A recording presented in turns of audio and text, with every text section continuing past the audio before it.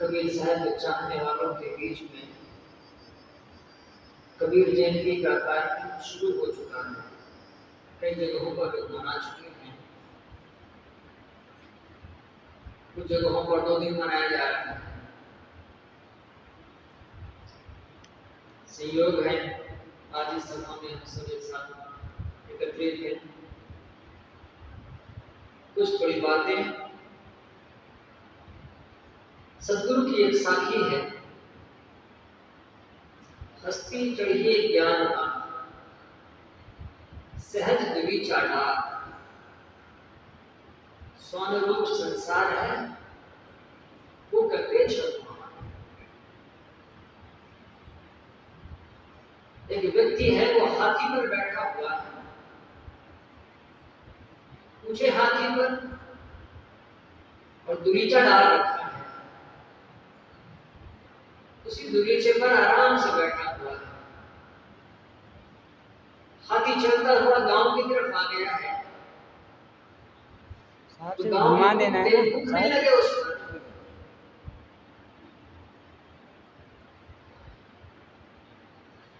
जो हाथी पर बैठा हुआ है व्यक्ति, उसे क्या कोई कुत्तों का भय होगा?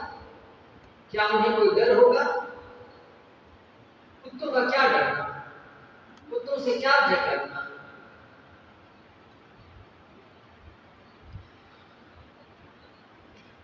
डॉक्टर आचार्य प्रसाद द्विवेदी ने अपनी पुस्तक में कबीर साहब के इस वाणी को बड़ी प्रमुखता से लिया है, और उन्होंने कहा कबीर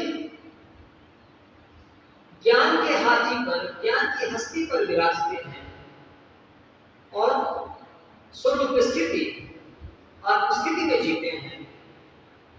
अब वो भला संसार के लोगों की क्यों परवाह करेंगे? थोड़ी सी कुछ बातें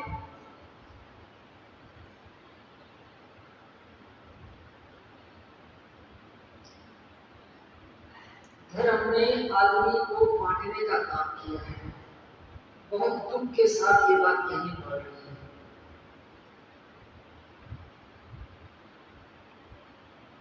आप अपने घर के आंगन में दीवार पर कोई बेल दौड़ा दें, कोई लता,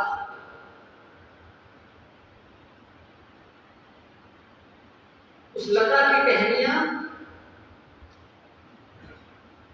पड़ोसी की छत, पड़ोसी की दीवार पर भी पहुंच जाएंगी,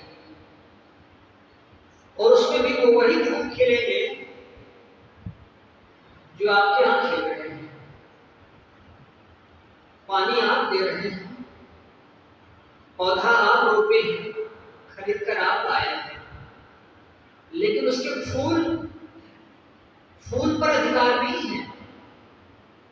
फूल तो उसका स्वाभाविक गुण है।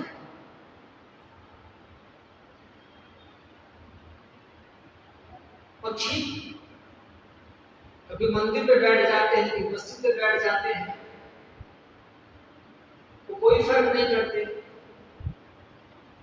आदमी जैसा होशियार आदमी, इसके जैसा जानदार प्राणी, और वो जो जो बनाता है उसको फंसता चला जाता है।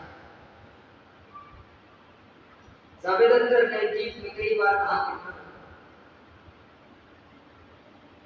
धरती क्या है, पंछी, नदियां, पवन के झोंके, कोई सरहद ना इन्हें रोके। सरहद तो बस इंसान के लिए। सोचो हमने क्या पाया इंसान होकर। धर्म अभी भी बांट रहा है। धर्म के नाम पर जो ऑर्गेनाइजेशन है, जो संगठन है, वो कह रहे हैं धर्म खतरे में है। धर्म को खतरा आदमी की जात से है, पशुओं से खतरा नहीं। 600 साल पहले, जिसको मध्यकाल कहा जाता है, आधुनिक काल नहीं, उस मध्यकाल में एक जुलाहा, अनपढ़ जुलाहा जिसे कहा जाता है, उसे इस बात की समझ है कि मंदिर और मस्जिदें बांटने का काम कर रहे हैं,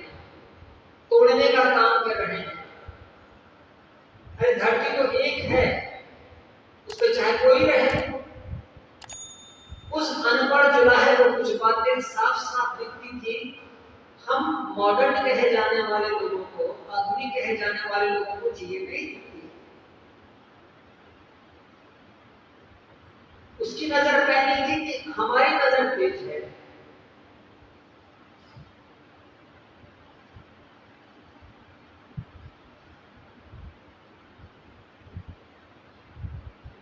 ज्ञानी और भगत में एक छोटा सा अंतर होता है। आप पूछेंगे क्या अंतर होता है?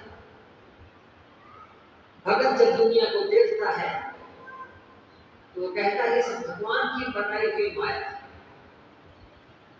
भगवान के कर्तापन का एहसास भगत के मन में हमेशा बना रहता है। तो प्रभु का भय और प्रभु की भक्ति ये उसके मन में हमेशा चलती रहती है। एक ईश्वर है, एक परमात्मा है जिसने दुनिया बनाई है। वो कहाँ रहता है? कुछ कहते हैं इसी दुनिया में रहता है, कुछ कहते हैं किसी और लोक में रहता है। अपनी अपनी मान्यताएं हैं। भगत का मन दुनिया के यहाँ जो गलत हो रहा है, हत्याएं हो रही हैं,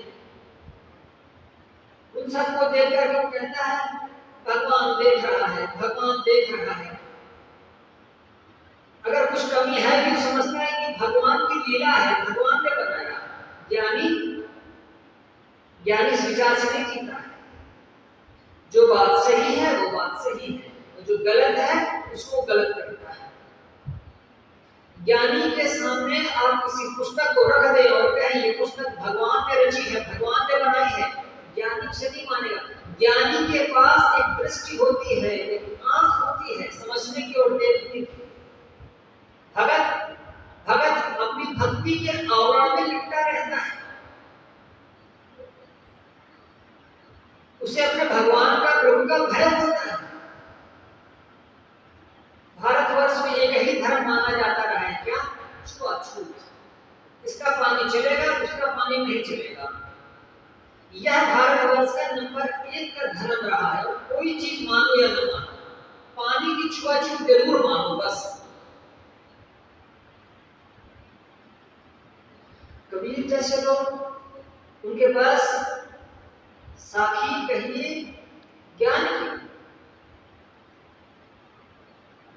ये जो आंख है ज्ञान की, वही उनकी साक्षी है, वही साखी है। कबीर भगत नहीं है, वो ज्ञानी है, आत्मज्ञानी है, वो संत है। और इसने उन्हें इतना साहस दिया कि दुनिया में जो कुछ हो रहा है उसको सही या गलत दो अर्थों में उन्होंने साफ साफ कहा। कबीर मौनी नहीं है, कबीर जंगल में रहने वाले साधु नहीं है। कबीर खड़ा बाजार में लिए लुकाठी हाथ, बाजार में खड़े हो सकते हैं। जंगल वाले कबीर नहीं है।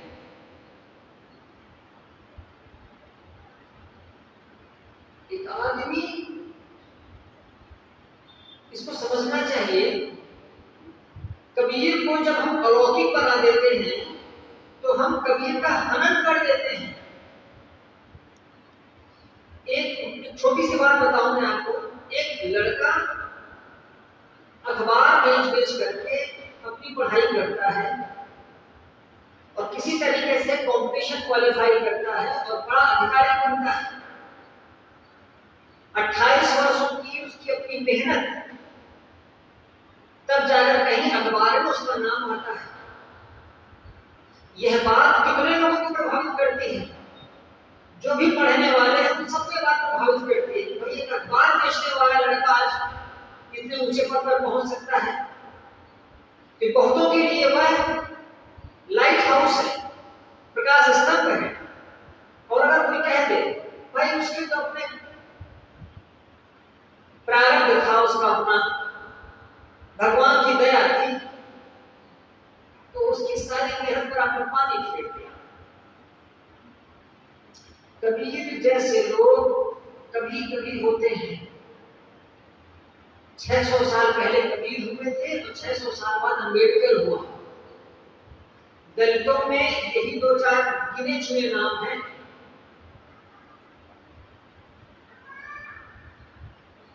और उस आदमी को जब आप अलौकिक बना देते हैं, आकाश मैं आपको बताऊं, जो भी संत हुए हैं बड़े संत, बहुत से संतों के बारे में ऐसा कहा जाता है कि वो फूल पर प्रकट हुए और अंतिम फूल पर ही अंतर ध्यान हो गए।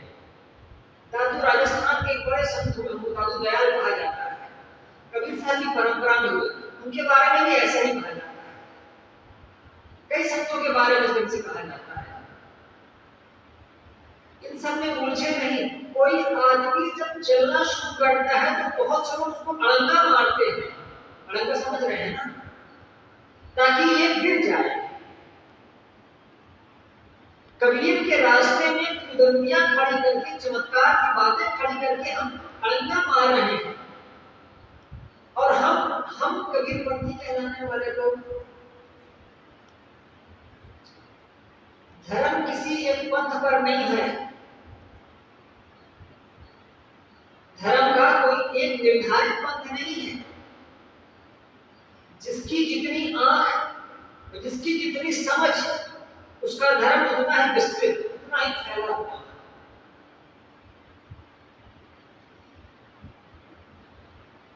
हस्ती चढ़िए ज्ञान का सहज बुद्धि चाटा। सदगुरु कहते हैं, कोई अपने हाथी पर सवार हो और उस पर वो आराम से बैठा हो, अब उसे क्या भय करने की आवश्यकता। एक मकान है 3 मंजिल का, आप तीसरे मंजिल पर बैठे हैं और वहां से बारजे पर खड़े होकर के सड़क पर आने जाने वाले लोगों को देख रहे हैं। कोई कुत्ता अगर आप पर भौंकता है तो आपको हंसी आएगी, कुत्ते की नादानी पर। कुत्ते का भौंकना, कुत्ते का गुस्सा होना उस तीसरे मंजिल पर खड़े हुए आदमी पर कोई प्रभाव नहीं डालेगा। कबीर साहब ने पूरा जीवन ऐसे ही जिया और कभी नहीं डरे। किसी ने नहीं कहा कि कबीर ने डर करके कभी कोई बात नहीं की। यूरोप में एक खगोल शास्त्री हुआ। खगोल शास्त्री किसे कहते हैं? जो दूरबीन से आकाश के तारों को देखता है। उसका नाम था गैलीलियो। 16वीं शताब्दी में हुआ, ईसाई था। बाइबल में लिखा है कि ईश्वर ने पहले पृथ्वी बनाई। ये बाइबल में अभी भी लिखा है, धर्मशास्त्रों में अभी भी लिखा है, मिटाया नहीं गया। ईश्वर ने पहले पृथ्वी बनाई, उसके बाद सूरज, चांद, तारे, नक्षत्र बनाए और उनको बना करके घुमा दिया। और वो सूरज, चांद, तारे इन पृथ्वी की चारों तरफ घूम रहे हैं।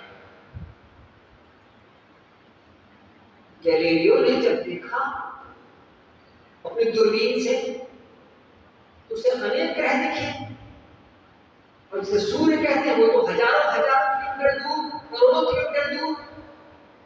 और सूर्य ठंडा हो जाए तो पृथ्वी से जीवन खत्म। तो उसने कहा, और उसने धीरे से कहा कि बाइबल में गलत लिखा है कि परमात्मा ने पहले पृथ्वी बनाई और बाकी को सूरज, चांद बनाकर किनारे किनारे घुमा दिया।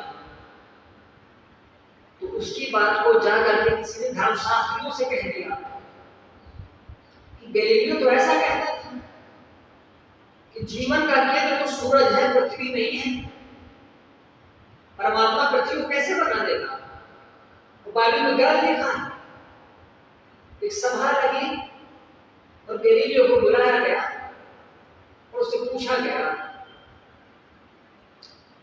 तो तुमने कल ऐसा कहा कि बाइबल में गलत लिखा है।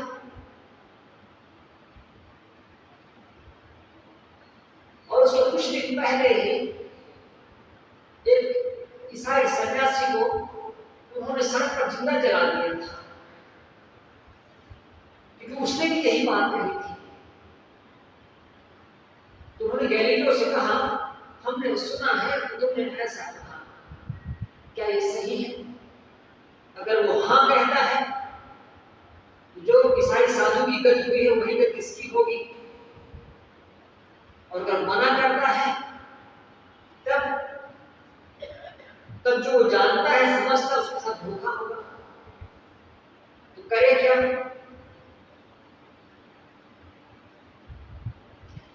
गैलीलियो ने कहा अंकल मैंने थोड़ी पी रखी थी, तो मैंने नशे में कुछ कह दिया होगा, ऐसा नहीं। धर्मगुरु ने कहा आगे से पीना पर इतना मत पीना कि ऐसा कुछ कहो, और तुम खतरनाक हो समाज के लिए, तुम पर हमेशा निगरानी रहेगी। आपको बताऊं 90 वर्षों तक गैलीलियो जिंदा रहा और दूरबीन से रात रात भर तारों को देखता था, अंधा हो गया। जो उसकी खोज थी उसको जीवन उसने कभी छपवाया नहीं। उसके पास एक ग्लोब था, पृथ्वी का नक्शा, खोखला नक्शा। जब वो मरने को हुआ उसने अपने शिष्य को बुलाया और कहा देखो ये पृथ्वी का नक्शा है, इसको तुम ले जाना, जब इस सीमा से पार पहुंच जाना, इस राज्य से पार पहुंच जाना, तब इसको खोलना चाहिए, पहले मत खोलना। ये मेरे जीवन भर की कमाई है, ये छपना जरूर चाहिए। मैं अपने जीवन के मोह में, जीवन को बचाने के मोह में मैं सच नहीं कह पाया। मैं चाहता हूं कि मेरे बाद कम से कम सत्य प्रकाशित हो। और आप जानते हैं जब वो लड़का ग्लोब लेकर बाहर निकला तो दरबार ने पूछा कि तुम क्या ले जा रहा है, दिखाई था। उसने कहा बस, उसकी सांसें रुक गई। उसने कहा मेरे गुरु बूढ़े हो गए हैं, मरने वाले हैं, उनके पास कुछ देने को था नहीं, एक नक्शा था पृथ्वी का ग्लोब। इन्होंने कहा इसको ले जा, तू स्मृति चिन्ह वही है। उस बूढ़े के मरने के बाद में फालतू हो जाएगा, ठीक है ले जाओ। उसकी जान में जान है, गया नाव पर बैठा और समुद्र से पार चलने लगा। जब उसको लगा कि अब खतरा नहीं है तो उसने ग्लोब को दो हिस्से में फाड़ा, ऊपर का हिस्सा ऊपर, नीचे का हिस्सा नीचे, बीच में पेपरों का पुलिंदा था। उसके जीवन भर का शोध अनुसंधान गैलीलियो ने लिख रखा था कि पृथ्वी छोटा सा एक ग्रह है जो सूरज के चारों तरफ घूमता है, और पृथ्वी जैसे अनेक ग्रह हैं इस सृष्टि में। क्यों कोई कहता है कि परमात्मा ने पृथ्वी बनाई, ये झूठ है। उसके दूसरे राज्य में जाने पर वो किताब छपी, प्रकाशित हुई, ईसाई लोगों ने आगे चलकर कुछ स्वीकारा, धर्म गुरुओं ने अभी भी नहीं स्वीकारा। जब आदमी पहली बार चांद पर गया तो वापस आया तो उससे लोगों ने पूछा, ईसाई धर्म गुरुओं ने पूछा तुम सही कहते हो तुम चांद पर गए थे? उन्होंने कहा बिल्कुल। वो हंसने लगे, वहां क्या देखा अच्छा बताओ? वहां कुछ नहीं था, बस धूल थी, पहाड़ थे और कुछ नहीं है। वो हंसने लगे, धर्मगुरु कहने लगे अरे बुद्धू तुम किसी दूसरे पहाड़ पर उतर गए होगे और कहते थे चांद पर पहुंचे हैं। चांद पर पहुंचे तो तुम्हें भगवान नहीं दिखता, देवता नहीं दिखते, तो तब भी स्वीकार करने को तैयार नहीं थे। कबीर 120 वर्ष जिए, ऐसा परंपरा में कहा जाता है, और वह आदमी एक सांस भी नहीं ले रहा।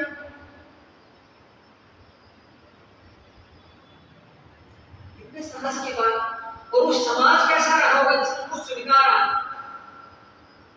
आज का समाज कभी को नहीं स्वीकार कर पाएगा।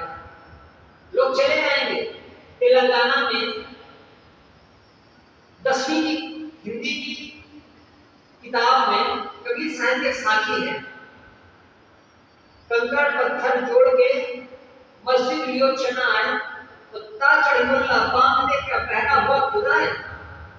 वहां के मुसलमानों ने आंदोलन कर दिया और सरकार ने उस साखी को कटवा दिया पुस्तक से, कहा हाँ भाई धार्मिक भावनाएं आहत हो रही है, ठीक नहीं है। उसकी जगह रख दिया मधुर वचन है, औषधि कटु वचन है तीर। ठीक है, मधुर वचन और कटु वचन उसका अपना महत्व है, लेकिन वो जो कबीर का तेवर है, कबीर का ढंग उस समय के लोगों ने स्वीकार किया। आज लोकतंत्र में नहीं स्वीकारे जा रहे हैं कबीर। साहब तो कभी डरे नहीं, 120 बरस जिए या फिर कम जिए, उनके लिए तो एक जैसा था। कबीर से हमें उनका साहस चाहिए, उनका ज्ञान चाहिए, उनकी वो नजर चाहिए। गुरु का इतना ही मतलब होता है, जो मैं समझता हूँ इस बात को, गुरु का इतना ही मतलब होता है, गुरु वह जो अपनी दृष्टि दे दे बस, और हमें गुरु बना दे। कबीर साहब ने यह किया। यह हमारे लिए एक अविस्मरणीय क्षण है जब हम कबीर जयंती मनाते हैं, कबीर साहब की चर्चा करते हैं। अपनी बात को मैं यहीं पर विराम देता हूँ। बोलिए सतगुरुदेव की जय।